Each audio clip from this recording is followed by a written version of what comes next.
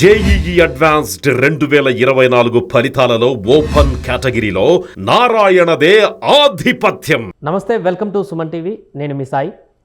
ఆంధ్రప్రదేశ్ ప్రభుత్వం కొలువుతీరిన నేపథ్యంలో ప్రమాణ స్వీకారం చేసినటువంటి సందర్భంలో మొత్తం క్యాబినెట్ కూర్పు కూడా పూర్తయిపోయింది. 25 మంది విత్ సీఎంతో కలిపి ప్రమాణం చేయడం జరిగింది నిన్న. అయితే ఇంకొక స్థానం ఒకటి ఖాళీగా ఉంది క్యాబినెట్లో, ఒక్క సీటు మాత్రం పెండింగ్లో ఉంది. ఎందుకు చంద్రబాబు అన్ని క్యాబినెట్లో ఉన్నటువంటి మంత్రులందరితో ప్రమాణ స్వీకారం చేయించి ఒక్క పదవిని మాత్రమే ఖాళీగా ఉంచారు? దీని గల కారణాలేంటి? ఎందుకు క్యాబినెట్లో ఇంకొక మంత్రి పదవిని ఎవరికి ఇవ్వకుండా హోల్డ్లో పెట్టారు? దీని వెనుక ఉన్నటువంటి వ్యూహం ఏంటి? ఆ ఒక్కటి ఎవరికి దక్కబోతుంది అనేటువంటి చర్చ ఇప్పుడు రాష్ట్రంలో ఉన్న మిగతా ఆశావాహులు అయితే ఎవరైతే ఎమ్మెల్యేలు ఉన్నారో వాళ్ళందరికీ కూడా ఆశ కలిగిస్తున్నటువంటి ప్రశ్నగా మారిపోయింది. దీనికి సంబంధించి మనం మాట్లాడదాం. మనతో పాటు Suman TV news chief editor Keshav గారు ఉన్నారు. కేశవ్ గారు నమస్తే. నమస్తే. సో మొత్తం 25 మంది క్యాబినెట్ కూర్పులో ఇంకొక స్థానాన్ని మాత్రం పెండింగ్లో పెట్టడం జరిగింది. అంటే దీని వెనక ఏమన్నా వ్యూహం ఉందా, లేకుంటే నార్మల్గానే పెట్టారా, లేకుంటే ఇంకా భవిష్యత్తులో పరిణామాలు మారేటువంటి ఉద్దేశంతో దాన్ని హోల్డ్లో పెట్టారా? ఎందుకు చంద్రబాబు ఒక్క స్థానాన్ని హోల్డ్లో పెట్టారంటారు? బహుశా అది భవిష్యత్తు అవసరాల కోసం ముందుగా ఏ పరిణామమైనా జరగవచ్చు అన్న ఆలోచనతోనే ఆయన ఒకటే ఎంటీ పెట్టి ఉండొచ్చు అని అనిపిస్తుంది. ఎందుకంటే ఇప్పుడు కాంబినేషన్స్, సామాజిక సమతూకం అనేది పాటించాల్సిన అవసరం ఉంటుంది. గెలుపొందినటువంటి ఎమ్మెల్యేల్లో సామాజిక వర్గాలు ప్లస్ ప్రాంతాలు, అంటే జిల్లాల వారీగా చూసినప్పుడు, ఉమ్మడి జిల్లాల వారీగా చూస్తే కనీసం ప్రతి జిల్లాకి 2 రిప్రజెంటేషన్ ఉండేలాగా ఒక ప్రణాళికతో ముందుకెళ్ళేటువంటి పరిస్థితి ఉంటుంది. అలాగే ఈసారి కొత్త సమస్య ఏంటంటే మిత్రపక్షాలు 3 పార్టీలు కలిపి 164 సీట్లు గెలిచినాయి. అంటే 175 అసెంబ్లీ సీట్లలో 11 మినహా మొత్తం సీట్లు అధికార పక్షం చేతిలోనే ఉన్నాయి ఈరోజు. అంటే ఎక్కువ మంది ఆశావహులు ఉంటారు. ప్లస్ అనుభవజ్ఞుల జాబితా తీసినప్పుడు తెలుగుదేశం పార్టీలో అనుభవజ్ఞులు కూడా ఒక 20-30 మంది చాలా క్లియర్గా కనిపిస్తున్నారు. ఒకసారి కాదు, 5 సార్లు 6 సార్లు 7 సార్లు గెలుపొందినటువంటి ఎమ్మెల్యేలు కూడా తెలుగుదేశం పార్టీలో ఉన్నారు. సో వీళ్ళందరికీ న్యాయం చేయాలంటే చాలా క్లిష్టమైనటువంటి అంశం. అందుకనే బహుశా చంద్రబాబు నాయుడు గారు ఆల్మోస్ట్ 17 నుంచి 18 మంది మొదటిసారి మినిస్టర్స్ అయ్యేటువంటి విధంగా ఆయన ప్రణాళికని సిద్ధం చేసుకున్నట్టు కనిపిస్తుంది. మిత్రపక్షాలకేమో మనం అనుకున్నట్టుగా ఒక రేషియో ఆల్రెడీ మనం డిస్కస్ చేసాం, ఇంతకు ముందర కూడా వీడియోస్లో చెప్పాం మనం. అది ఒక రేషియో తీసుకున్నారు ఆయన. మొత్తం 164 సీట్లలో 8 సీట్లకి ఎంత వాటా వస్తుంది, 21 సీట్లకి ఎంత వాటా వస్తుంది, 135 సీట్లకి ఎంత వాటా వస్తుంది. సో ఆ ప్రకారం చూస్తే కనుక తెలుగుదేశం పార్టీకి ఎక్కువ వాటా వెళ్ళేటువంటి అవకాశం ఉంది. కాబట్టి 21 మినిస్టర్ పోస్టులు తెలుగుదేశంకి ఇవ్వాల్సిన పరిస్థితి ఉంటుంది. సో దీన్ని దృష్టిలో పెట్టుకొని ఆయన భర్తీ చేసినట్టుగా కనిపిస్తుంది. జనసేనకి ఒక 3, బీజేపీకి ఒక పోస్టు ఇచ్చారు. జనసేన మొదటి నుంచి కూడా మాకు 4 మంత్రి పదవులు ఇవ్వాలి అనేటువంటి ఒక విజ్ఞప్తి చేస్తూ వస్తుంది. అంటే అఫీషియల్గా కాదు, బట్ ఇంటర్నల్ డిస్కషన్స్లో 4 మంత్రి పదవులు కోరేటువంటి ఛాన్స్ ఉంది. అట్లా అది ఓకే. బట్ ఏంటంటే కాంబినేషన్స్, ఇప్పుడు ఒక్క తెలుగుదేశం పార్టీలోనే కమ్మ సామాజిక వర్గానికి చెందినటువంటి ఎమ్మెల్యేలు 31 మంది గెలిచారు. మొత్తం టోటల్ అసెంబ్లీలో 35 మంది గెలిస్తే అందులో 31 మంది ఒక్క టీడీపీలోనే గెలిచారు. జనసేనలో 1, బీజేపీలో 3 గెలిచారు. సో ఇప్పుడు కమ్మ సామాజిక వర్గానికి ఎలా న్యాయం చేయాలి? అందుకనే చూస్తే ఇప్పుడు 5 మంత్రి పదవులు వచ్చినాయి. అంటే అది కూడా పెద్ద నెంబర్ కావచ్చు, బట్ ఏంటంటే కంపారిటివ్లీ మిగతా వాటితో పోలిస్తే పెద్ద నెంబర్ లాగా ఉండొచ్చు. కానీ అక్కడ అనివార్యత కనిపిస్తుంది. గెలుపు పర్సంటేజ్ని కూడా ఇక్కడ క్యాలిక్యులేట్ చేసుకోవాల్సి ఉంటుంది కదా. మొత్తం ప్రజాప్రతినిధుల్లో 35 మంది ఒకే సామాజిక వర్గం నుంచి గెలుపొందారంటే వాళ్ళు అక్కడ బలమైన నాయకులు అయ్యడానికి అవకాశం ఎక్కువ ఉంటుంది. సో ఆ కాంబినేషన్స్ని దృష్టిలో పెట్టుకొని ఆయన బహుశా 5 మంత్రి పదవులు కమ్మవారికి, అలానే కాపులకు కూడా 5 మంత్రి పదవులు వచ్చినాయి. రెడ్డి సామాజిక వర్గానికి 3 మంత్రి పదవులు వచ్చినాయి. ఇంకా క్షత్రియ సామాజిక వర్గం రిప్రజెంటేషన్ లేదు. ఇప్పుడు అసలు ఆలోచించాలి. ఎందుకంటే 7 ఎమ్మెల్యేలు ఈసారి క్షత్రియ సామాజిక వర్గం నుంచి గెలుపొందారు. బీజేపీ నుంచి కూడా 2 గెలిచారు, బీజేపీ నుంచి 1 గెలిచారు, జనసేన నుంచి 1 గెలిచారు, 5 టీడీపీ నుంచి గెలిచారు. సో ఎవరికి రిప్రజెంటేషన్ లేదు అగ్రవర్ణాల్లో. సో మిగతా వర్ణాలను పక్కన పడితే ఇక్కడైతే 7 గెలి, ఎందుకంటే యాదవ సామాజిక వర్గం నుంచి 7 గెలిస్తే 2 మంత్రి పదవులు దక్కినాయి. సత్యకుమార్ యాదవ్ అటు నుంచి కాంబినేషన్ ఉంది, ఇటు నుంచి చూస్తే పార్థసారథి గారు కూడా అదే సామాజిక వర్గానికి చెందినటువంటి వ్యక్తి, కొలుసు పార్థసారథి కూడా. అలాంటిది 7 గెలిచినటువంటి రాజులకి, క్షత్రియులకి ఒక్క మంత్రి పదవి కూడా దక్కలేదు అని. అంటే వాళ్ళకి ఎక్కడ అకామిడేట్ చేస్తారు, ఎలా అకామిడేట్ చేస్తారు? అందుకనే ఆ ఖాళీ ఉన్నటువంటి పోస్టు ఒకవేళ మిత్రపక్షాల జాబితాలోకి వెళ్తే బీజేపీ వైపు నుంచి చూస్తే విష్ణుకుమార్ రాజు అక్కడ నాయకుడిగా కనిపిస్తున్నారు. కానీ మీరు చెప్పిన రేషియో ప్రకారం చూస్తే బీజేపీకి కానీ జనసేనకి కానీ ఇంకా క్యాబినెట్ కూర్పులో అవకాశాలు తక్కువ ఉన్నాయి. ఒకవేళ బీజేపీ కాదు జనసేనకే ఇవ్వాల్సిన పరిస్థితి వస్తే కొణతాల రామకృష్ణ అయితే ఆయన బీసీ సామాజిక వర్గానికి చెందినటువంటి నాయకుడు, ఆయన కూడా ప్రిఫర్ చేయొచ్చు. జనసేనలో కూడా క్షత్రియ సామాజిక వర్గం ఉంది, పచ్చమట్ల ధర్మరాజు గెలిచారు, ఆయనకి అవకాశం ఇవ్వచ్చు. బట్ సీట్ ఎవరికి ఇస్తారనే దాని మీద ఆ ఎలకేషన్ సామాజిక వర్గం డిపెండ్ అయ్యేటువంటి అవకాశం ఉంటుంది. ఇంకొకటి నా అంచనా ప్రకారం ఇప్పుడు బీజేఎల్పీ లీడర్ కూడా ఒకళ్ళు ఎలక్ట్ కావాలి కదా. జనసేన పార్టీ సభాపక్ష నేత పవన్ కళ్యాణ్ గారిని ఎన్నుకున్నారు, కూటమి తరఫున చంద్రబాబు నాయుడు గారిని ఎన్నుకున్నారు. టీడీపీకి సంబంధించినటువంటి పక్ష నేతగా చంద్రబాబు నాయుడు గారే ఉంటారు. బీజేఎల్పీ ఎవరు?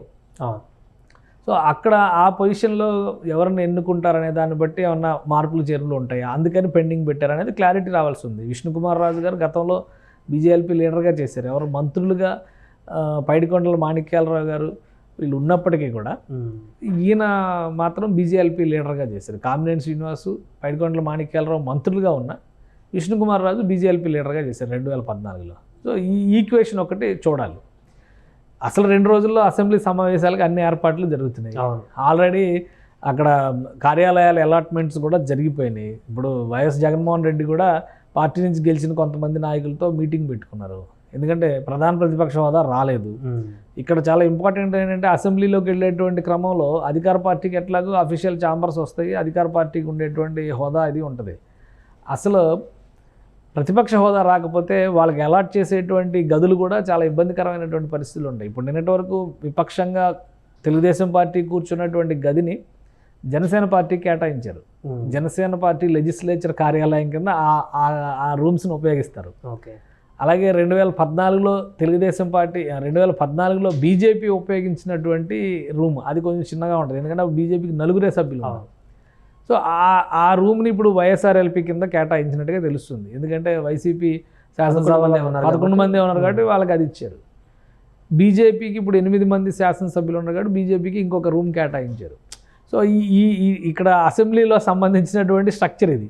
ఈ అసెంబ్లీ కాంబినేషన్స్ని బట్టి ఈ మిగిలినటువంటి మంత్రి పదవి పైన ఒక నిర్ణయం జరగడానికి అవకాశం ఎక్కువగా ఉంది.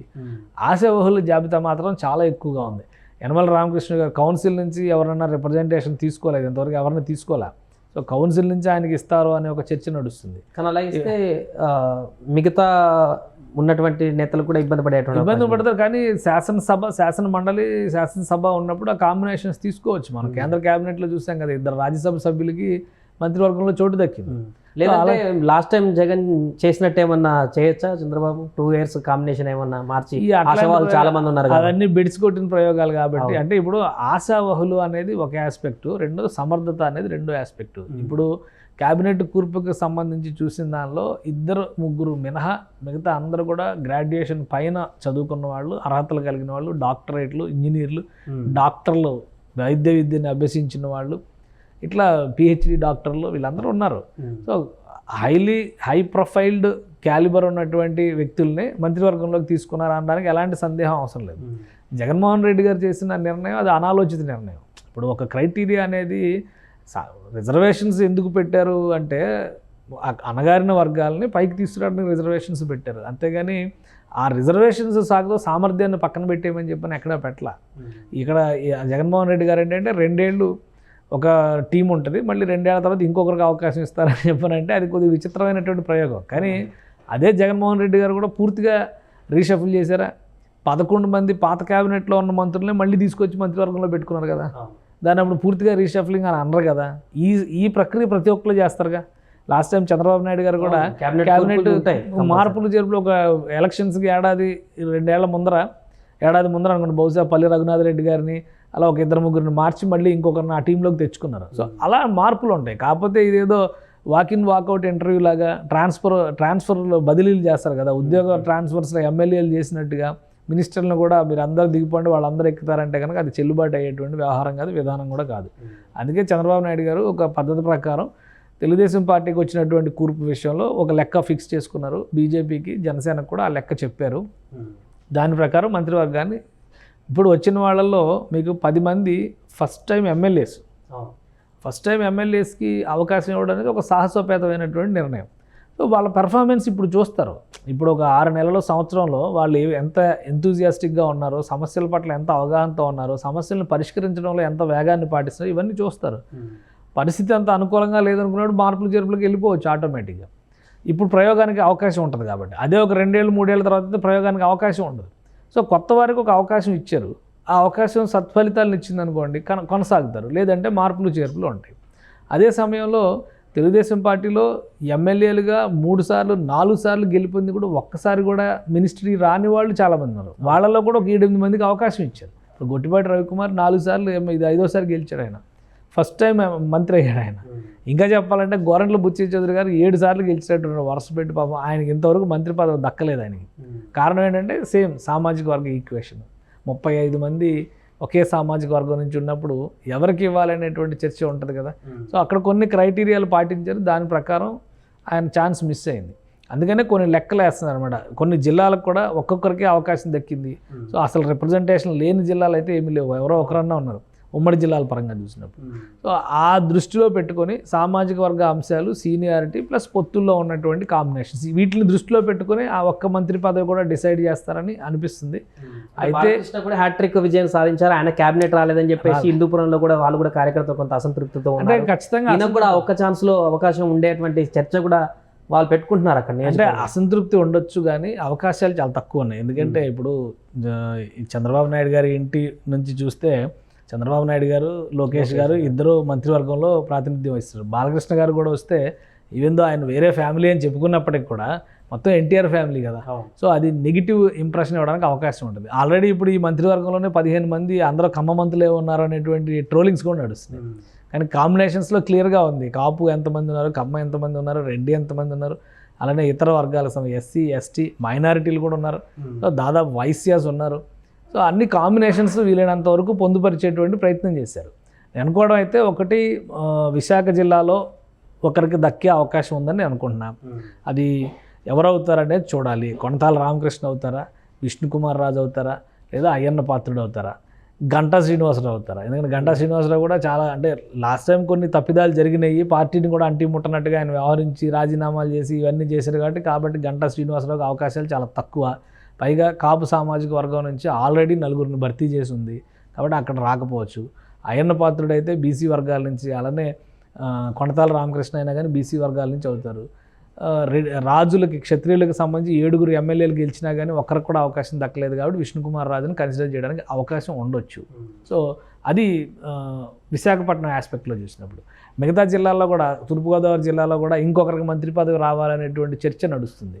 సో అక్కడ ఎవరన్నా కన్సిడర్ చేస్తారా చూడాలి. ఇప్పుడు జనసేన నుంచి కూడా ఒక డిమాండ్ ఉంది. మండలి బుద్ధప్రసాద్ గారికి సంబంధించి కానీ, పులపర్తి రామాంజనేయులకు సంబంధించి కానీ, ఆయన కూడా 3 సార్లు ఎమ్మెల్యే, ఇది 4వసారి ఎమ్మెల్యే అయ్యాడు ఆయన. కానీ ఎప్పుడు మంత్రి పదవికి అవకాశం రాలా. సో ఒకవేళ మిత్రపక్షాలకు వెళితే అసలు వీళ్ళందరికంటే కూడా బీజేపీలో ఇంకొక పెద్ద చర్చ ఏమి నడుస్తుందంటే ఆదినారాయణ రెడ్డి జమ్మలమడుగు నుంచి గెలుపొందారు, ఆయన మంత్రివర్గంలోకి తీసుకోవాలి. రాయలసీమలో ఉన్నటువంటి రెడ్డి సామాజిక వర్గానికి కూడా మరింత పట్టు పెరిగేటువంటి అవకాశం ఉంటుందని ఇంకో చర్చ కూడా నడుస్తుంది. అయితే బీజేపీకి ఈ సీట్ ఇస్తారు. ఒకవేళ బీజేపీకి ఇస్తే ఆదినారాయణ రెడ్డి వర్సెస్ అటు విష్ణుకుమార్ రాజు అయ్యేటువంటి అవకాశం ఉంటుంది. మధ్యలో సుజనా చౌదరి ఉన్నారు, ఆయన కూడా అడుగుతున్నారు. కానీ కమ్మ సామాజిక వర్గానికి ఆల్రెడీ 5 పోస్టులు వచ్చినాయంటే ఇంకోటి ఇవ్వడం అనేది చాలా సాహసం అవుతుంది. సుజనా చౌదరి అయినా కానీ, కామినేని శ్రీనివాస్ అయినా కానీ.